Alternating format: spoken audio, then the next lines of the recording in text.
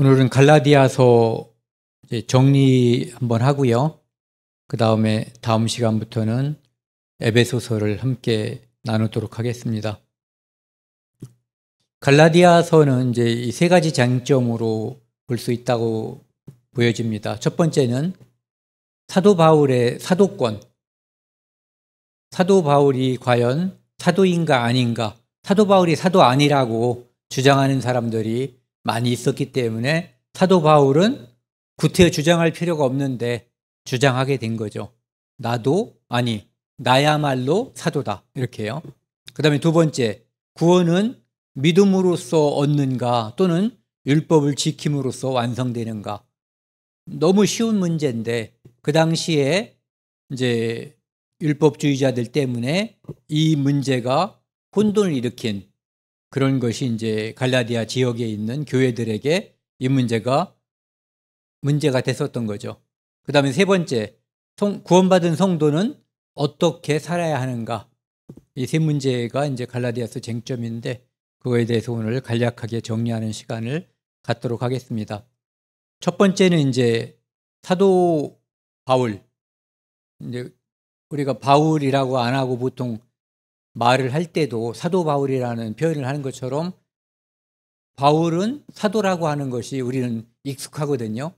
그런데 그 당시에 사람들, 이제 다른 사람들이 바울은 사도가 아니다라고 주장하는 사람들이 많이 있었기 때문에 바울을 사도라고 생각하지 않은 그런 사람들이 많이 있었던 거죠. 근데 이제 성경에서 갈라디아서 1장 1절, 12절, 15절 보면은 사도 바울 자신이 자기 자신이 사도된 것이 사람들의 어떤 권면이나 뭐 그런 것이 아니라 사도가 된 것이 신적인 권위가 있다라고 하는 것을 이야기하고 있거든요. 사람들에게서도 난 것도 아니요, 사람으로 말미암은 것도 아니요. 그러니까 사람이 너 사도해 이래서 된 게 아니라는 거죠. 또는 나 사도할 거야 이래서 된 게 아니라는 거예요. 오직, 같이 읽겠습니다. 파란 글씨요. 오직 예수 그리스도와 그 죽은 자 가운데서 살리신 하나님 아버지로 말미암아 사도된 바울은, 그러니까 바울이 사도된 것은 예수 그리스도와 하나님으로 말미암아, 그러니까 권위가 있다는 거죠. 신적 권위를 하나님께서 사도로 직접 삼아주셨다. 사도들이라고 하는 것은 예수님께서 직접 불러주시고 예수님한테 직접 가르침을 받은 사람들을 사도라고 하잖아요.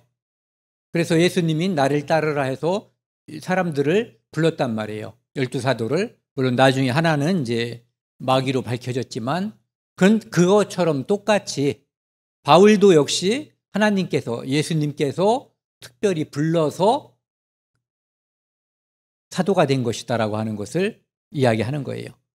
12절에 보면은요, 이는 내가 사람에게서 받은 것도 아니요, 앞에랑 똑같죠. 배운 것도 아니요, 사람한테 배운 게 아니라는 거예요. 무엇을? 복음이죠. 오직 예수 그리스도의 계시로 말미암은 것이라. 계시라고 하는 것은 막혀 있는 거, 가려져 있었던 것인데 이제 그것이 열려짐으로 인해서 드러나는 거. 그 커튼 있잖아요. 커튼을 닫아놓으면은 저쪽 세상하고 이쪽 세상하고는 단절된 거거든요. 그런데 커튼을 쫙 열면은 이것이 가려져 있던 것이 보이는 것. 그것처럼 사도 바울은 처음에는 예수 그리스도를 그냥 사람으로 생각했잖아요. 그러니까 처음에는 예수님을 하나님의 아들 그리스도라고 생각하지 않았어요. 그런데 예수님께서 다마색으로 가는 그 도중에 나타나셔가지고 자기를 사도 바울에게 보여주시고 증거하시고 함으로 인해서 복음의 계시도 그때 받게 된 거죠. 그래서 예수 그리스도의 계시로 복음을 받은 거다라고 이야기하고 있는 거예요.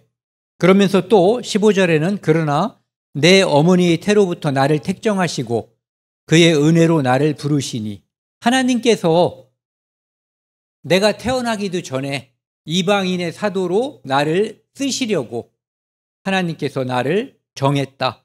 그리고 은혜로 다만색 도상에서 나를 부르셨다라고 하는 거죠. 그래서 나는 진짜 사도라는 거죠. 예수 그리스도가 사도들을 부른 것과 똑같이 나도 예수님께서 부르시고 그래서 사도가 된 것이다라고 하는 것. 이 사도권에 대한 도전은 굉장히 중요한 문제거든요.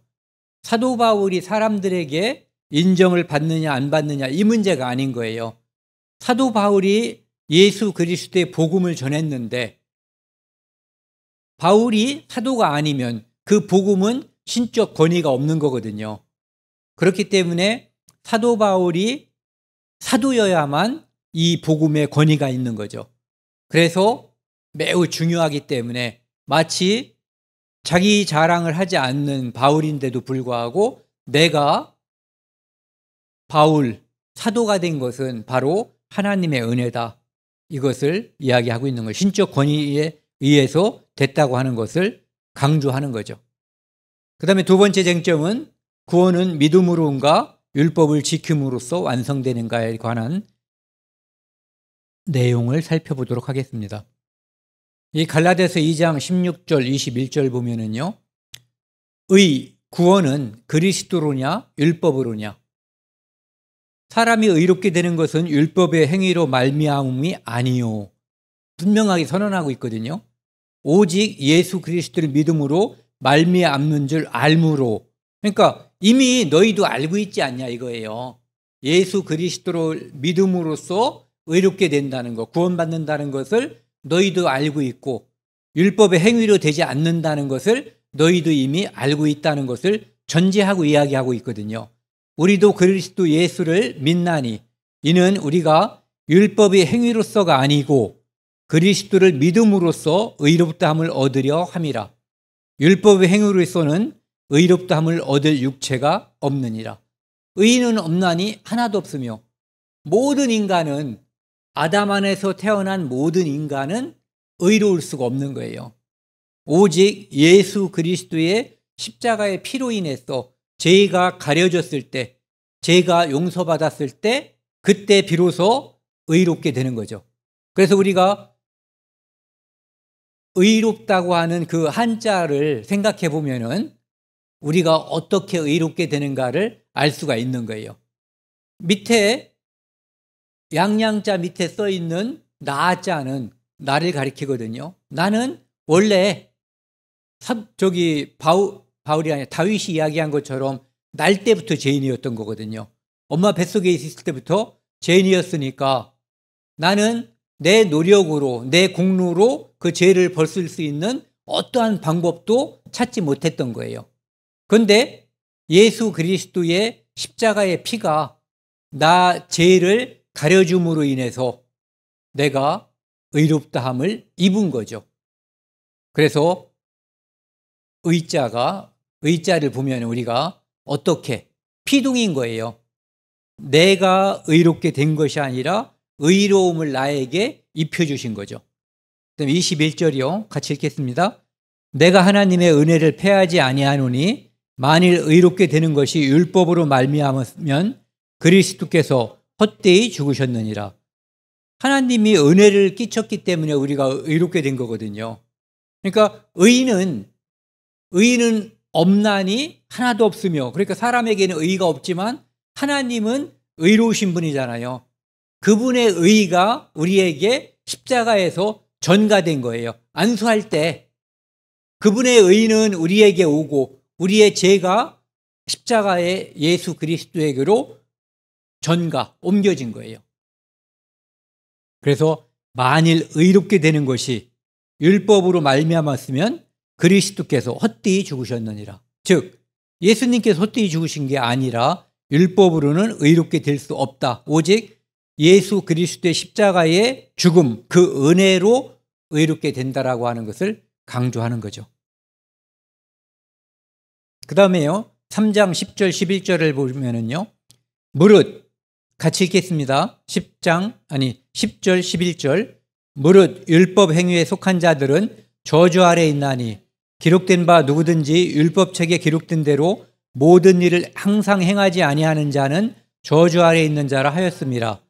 또 하나님 앞에서 아무도 율법으로 말미암아 의롭게 되지 못할 것이 분명하니 이는 의인은 믿음으로 살리라 하였습니다.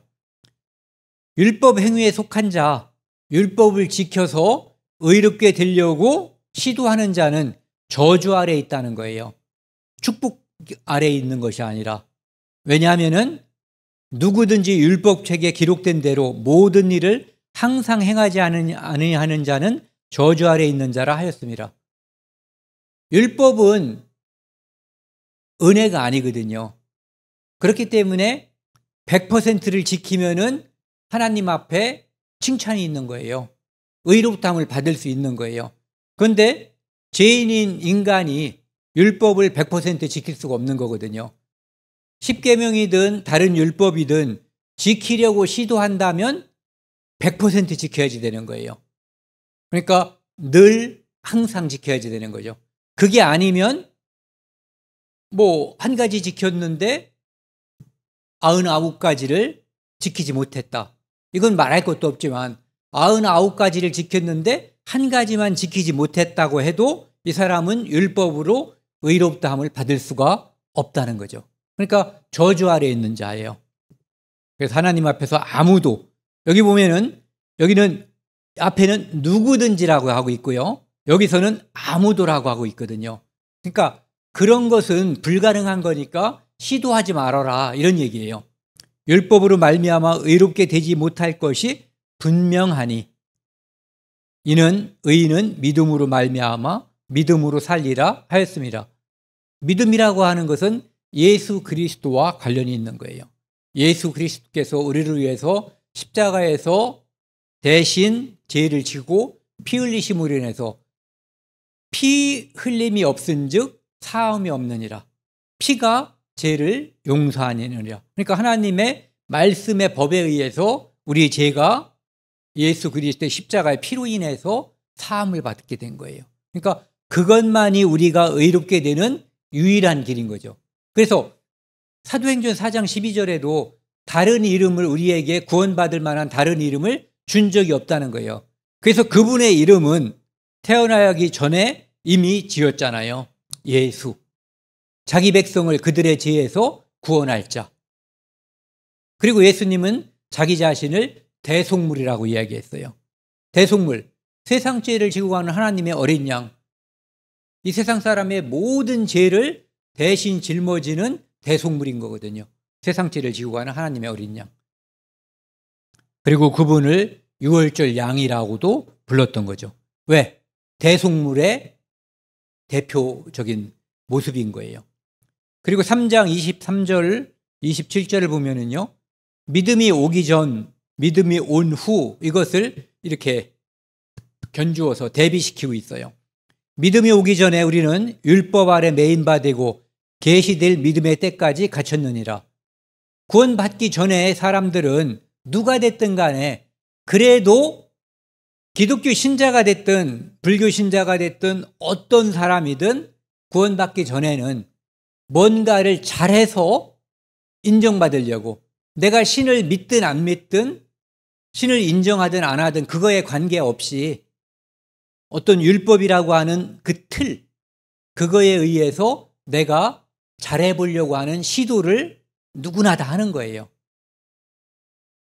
매인바되고 계시될 믿음의 때까지 갇혔느니라. 그래서 예수님께서 우리 안에 믿음을 주시면, 아, 옛날에 내가 지키려고 애썼던 그 율법들이 사실은 이것을, 죄를 깨닫게 해주고 그리스도에게 인도하는 초등교사였다는 것을 알게 되는 거죠. 이같이 율법이 우리를 그리스도께로 인도하는 초등교사가 되어 우리로 하여금 믿음으로 말미암아 의롭다함을 얻게 하려 함이라. 그러니까 율법의 역할은 죄를 깨닫게 하고 우리를 그리스도에게로 이렇게 인도하는 초등교사 역할을 한다, 이런 얘기죠. 그런데 믿음이 온 후로는 우리가 초등교사 아래 있지 아니하도다. 초등교사가 그 전에는, 우리가 믿음이 오기 전까지는 우리를 데리고 그리스도께로 인도하는 우리를 그리스도에게로 데리고 간 거예요. 율법이. 왜? 율법을 지켜서 의롭다함을 얻지 못하는 그 모든 일에 예수 그리스도를 말미암아 우리는 의롭다함을 얻을 수가 있었거든요. 그래서 너희가 다 믿음으로 말미암아 그리스도 예수 안에서 하나님의 아들이 되었으니 무엇으로? 믿음으로. 누구든지 그리스도와 합하기 위하여 세례를 받은 자는 그리스도로 옷 입었느니라. 예수 그리스도가 십자가에 못 박힐 때 사실은 우리가 그곳에서 함께 죽은 거예요. 그 사건을 우리를 여기서는 세례라고 표현하는 거죠. 우리가 구원받은 다음에 물속에 잠긴다든지 물을 뿌린다든지 지금 그 사건을 말하는 것이 아니라 예수님 죽음이 내 죽음으로 똑같이 동일시 된다고 그랬잖아요. 일치시킨다고. 안수라고 하는 것은 그것을 말하는 거거든요. 그것이 바로 여기서 말하는 세례예요. 받은 자는 그리스도로 옷 입었느니라. 내가 죄인이었는데 예수님의 의의 겉옷을 입고 내가 의인이 되었다. 즉 믿음으로 의인이 되었다고 하는 것을 말하고 있는 거죠. 믿음으로 의인이 되었다는 이야기는 바로 예수 그리스도로 옷 입었다라고 하는 것을 이야기하고 있는 거예요. 갈라디아서 4장 28절 31절에 보면은요. 형제들아 너희는 이삭과 같이 약속의 자녀라. 아브라함에게 여러 자녀가 나중에 태어나지만 여기서 말하는 것은 두 자녀를 말하는 거예요. 육신에 속한 자녀 이스마엘, 그 다음에 약속의 자녀 이삭. 예. 그러나 그때에 육체를 따라 난 자가 누구예요? 이스마엘. 성령을 따라 난 자, 우리의 말로 하면은 약속을 따라 난 자를 박해한 것 같이 이제도 그러하도다. 갈라디아 지역에서 많은 거짓 교사들이, 율법주의자들이 지금 구원받은 성도들을 괴롭히고 거짓으로 속이고 하는 것이 그 당시에 그 사건과 똑같다는 얘기예요. 어떤 사건? 이스마엘이 이삭을 괴롭힌 사건, 해롱한 사건과.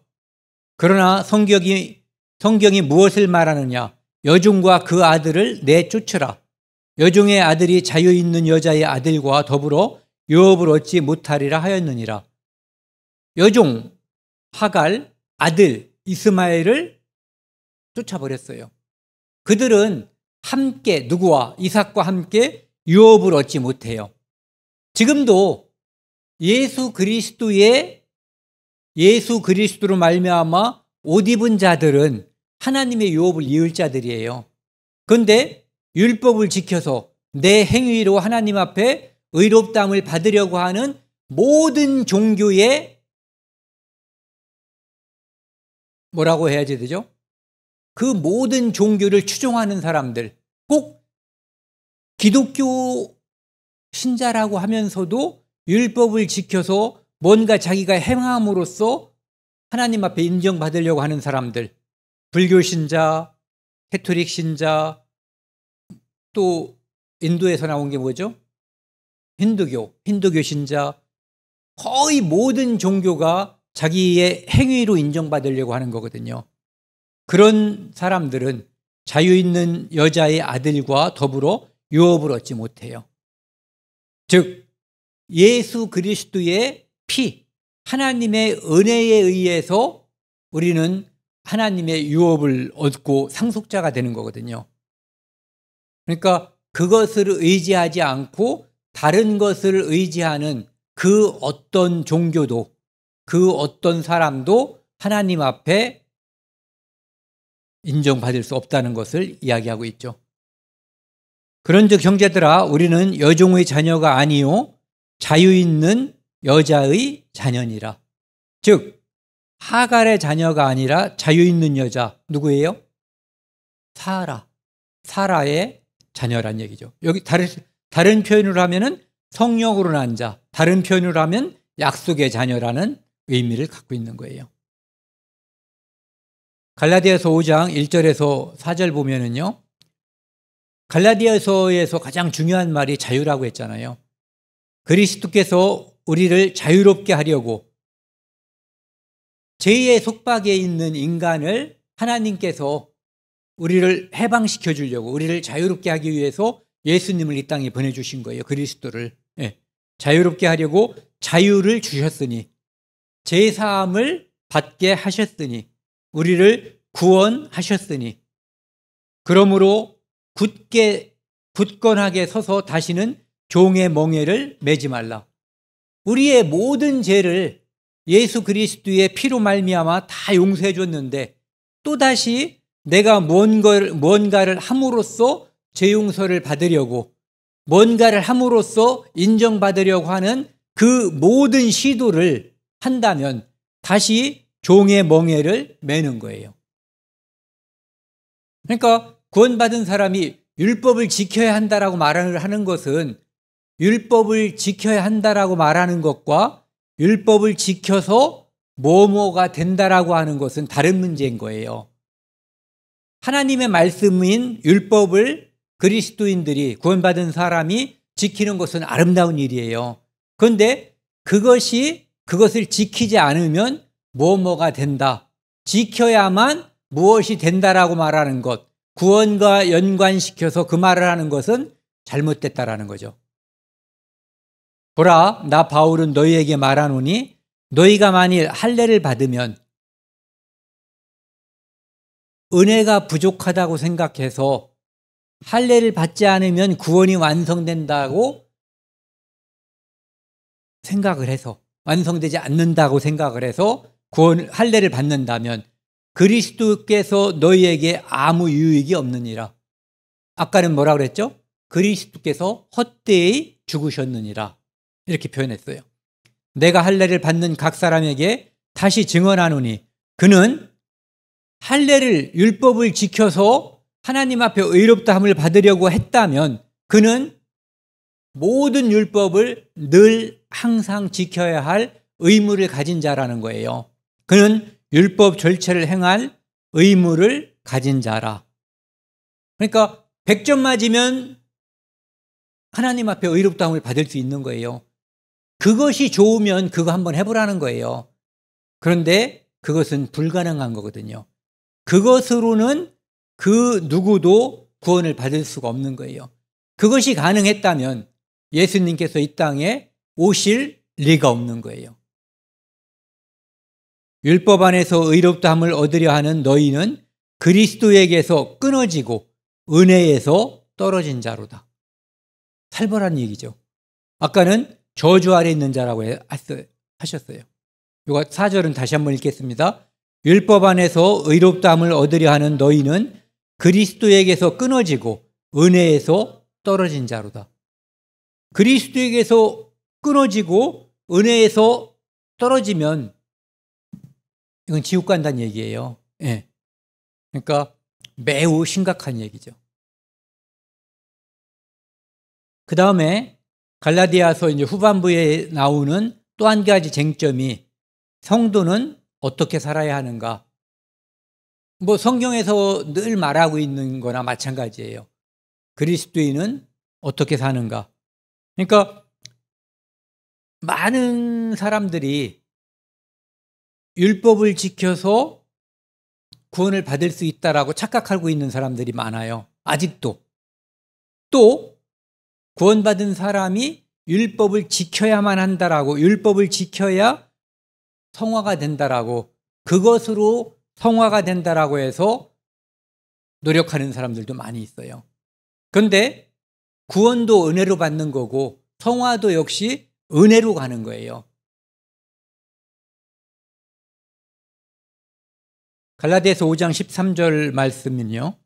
형제들아, 같이 읽겠습니다. 형제들아, 너희가 자유를 위하여 부르심을 입었으나 그러나 그 자유로 육체의 기회를 삼지 말고 오직 사랑으로 서로 종노릇하라.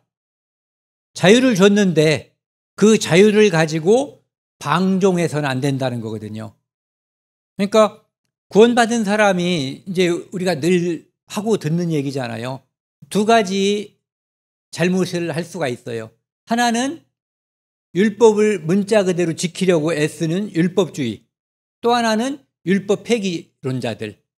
율법을 이제 우리가 구원받았으니까 지키지 않아도 된다, 뻥 차버리는, 둘 다 잘못이거든요. 예.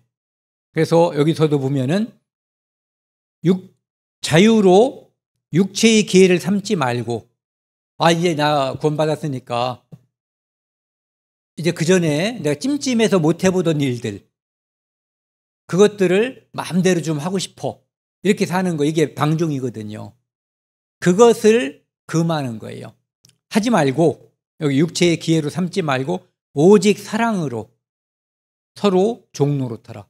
종노릇하라는 것은 쉬운 문제예요. 교회 안에서 다른 사람과의 관계에서 그를 높이고 내가 낮아지는 것, 이것은 앞에 있는 것이 있어야만 가능한 거예요. 사랑으로. 네. 그래서 상대방을 높이고 나를 낮추는 것, 그게 오직 사랑으로 서로 종노릇하는 그런 모습이거든요. 17번, 17절이요. 육체의 소욕은 성령을 거스리고 성령은 육체를 거스르나니 이 둘이 서로 대적함으로 너희가 원하는 것을 얻지 못하게 하려 함이니라. 구원받은 사람은 이중인격자라고 그랬잖아요. 성령이 계시고 옛 소욕, 육체의 소욕이 아직도 남아있어요. 그대로. 그렇기 때문에 육체는 성령을 거스리고 성령은 육체를 거스려요. 지난번에 예를 들었던 것처럼 두더지 한 마리에다가 끈을 묶어가지고 두더지 다리를 묶어놓고 그 다음에 새, 비둘기라고 하자고요. 비둘기에다가 다리에다가 묶어놓은 거예요. 비둘기는 위로 나르려고 하고 두더지는 땅속으로 들어가려고 하고, 이것이 구원받은 사람 안에 들어있는 두 가지 속성이 싸우는 모습이에요.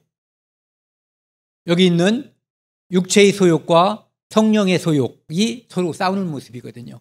그래서 서로 위로 날아오르려고 하는 이 새는 두더지가 땅속으로 못 들어가게 하고, 두더지는 이 비둘기가 날아오르지 못하게 하려고 하는 그 속성을 그대로 보여준다는 거예요. 그래서 이 둘이 서로 대적함으로 너희가 원하는 것을 하지 못하게 하려 함이라. 그러니까 육체의 소욕이 강하면 성령의 소욕이, 우리가 그런 말 하잖아요. 표현형이라는 말, 그 유전자 배울 때, 그렇죠? 멘델 법칙 이야기할 때. 그러니까 우리가 똑같이 이 땅에 살아도 어떤 사람은 구원받은 사람인데 육체의 소욕을 따르는 사람의 모습으로 표현이 될 수 있는 거예요. 또 어떤 사람은 그 안에는 들어있지만 성령의 소욕을 따르는 사람의 모습으로 표현이 된다는 거죠. 그 모습을 이야기를 하는 거예요. 그래서 서로 못하게 한다라고 이야기하고 있지만 사실은 자기가 할 일을 강하게 하면 이것이 두더지가 공중으로 딸려오게 되어 있는 거죠. 18절 같이 읽겠습니다. 너희가 만일 성령의 인도하시는 바가 되면 율법 아래 있지 아니하리라. 이 말씀, 위의 말씀을 다시 한번 강조한 거죠. 우리가 성령의 인도하심을 받는다고 하는 것은 성령 충만한 상태를 이야기하는 거예요. 성령이 우리한테 오는 상태, 구원받는 상태를 말하는 것이 아니라 성령 충만한 상태. 그러니까 좀 전에 표현했던 걸로 따지면 비둘기가 두더지를 이렇게 끌고 하늘로 올라가는 상태, 이런 상태라고 보면 되죠. 그리고 우리한테 주어져 있는 환경은 변하지 않았지만 똑같은 환경인데도 기쁨과 감사가 넘치는 모습, 그것이 바로 성령이 우리를 인도할 때의 우리의 모습이라고 볼 수가 있어요.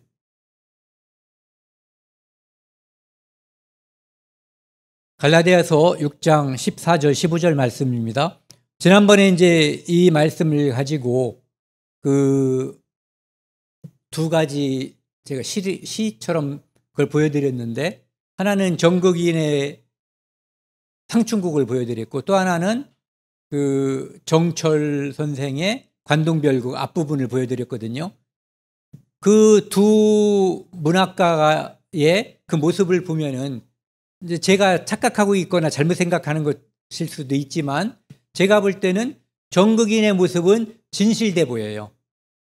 그런데 정철의 모습은 실제로는 그것을 원하는데 마치 아닌 것처럼 포장한 것처럼 보이는 거죠. 우리 그리스도인들은 그런 위선적인 모습으로 살 수 있거든요.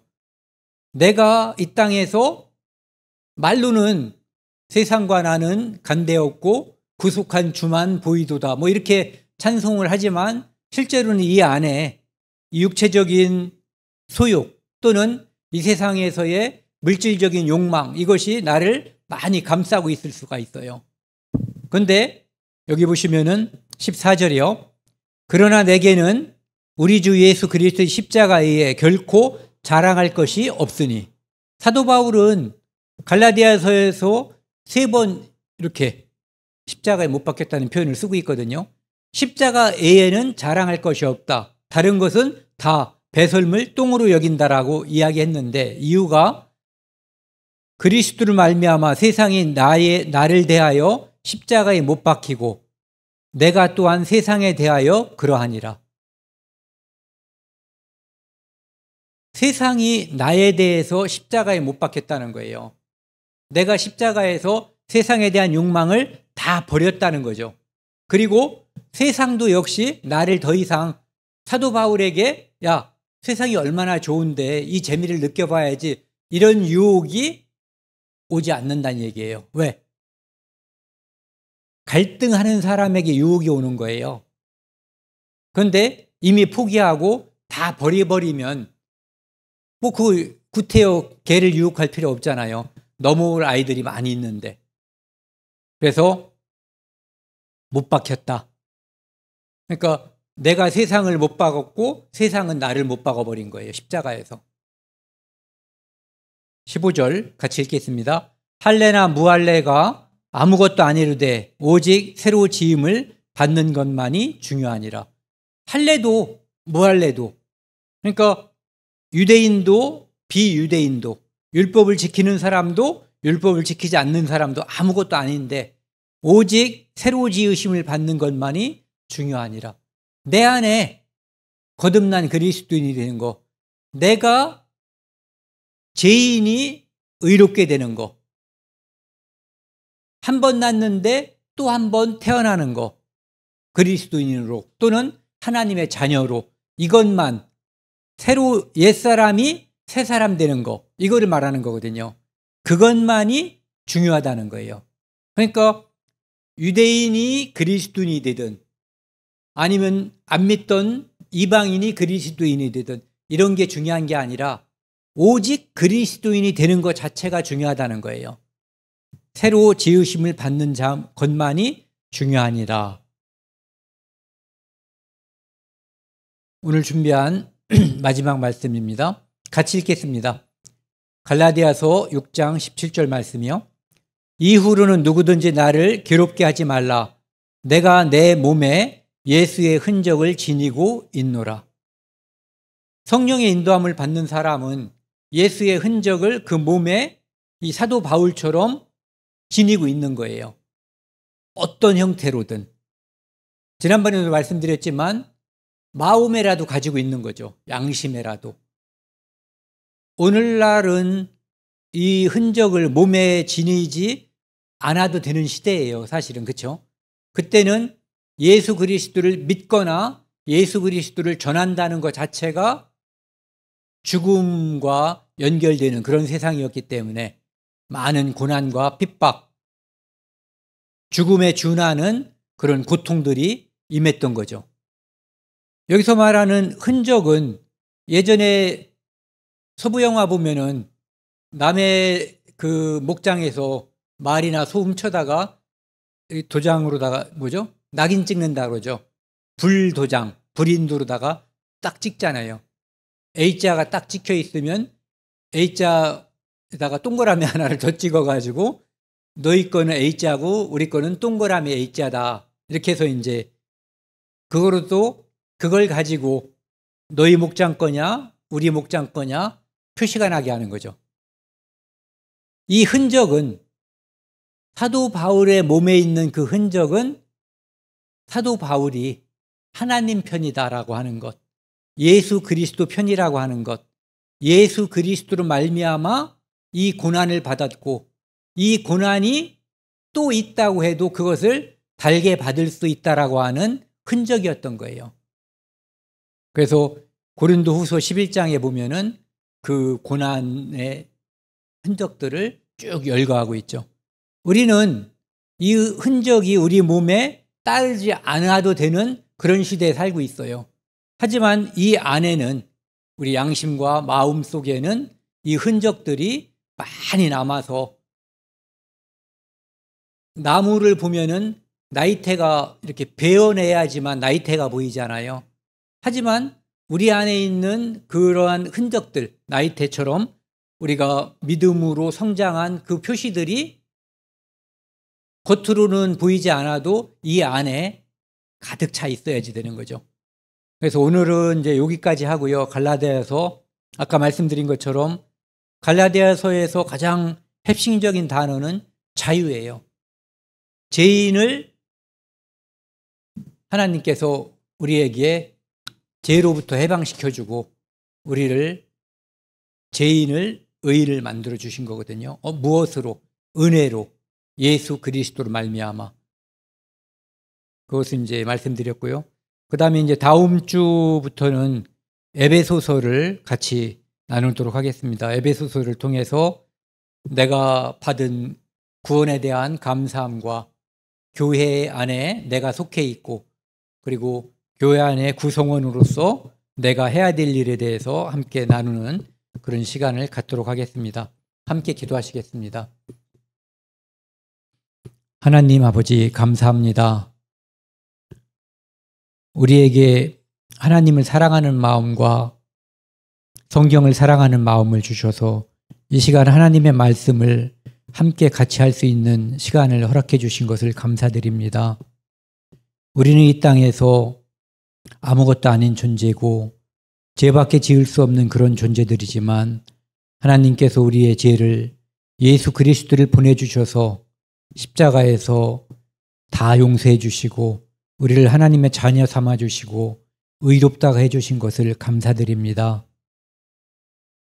우리가 담대하게 하나님의 말씀을 전파하고 우리 주변에 이뤄진 영혼들에게 하나님의 복음을 전파하는 저희들이 될 수 있도록 도와주십시오.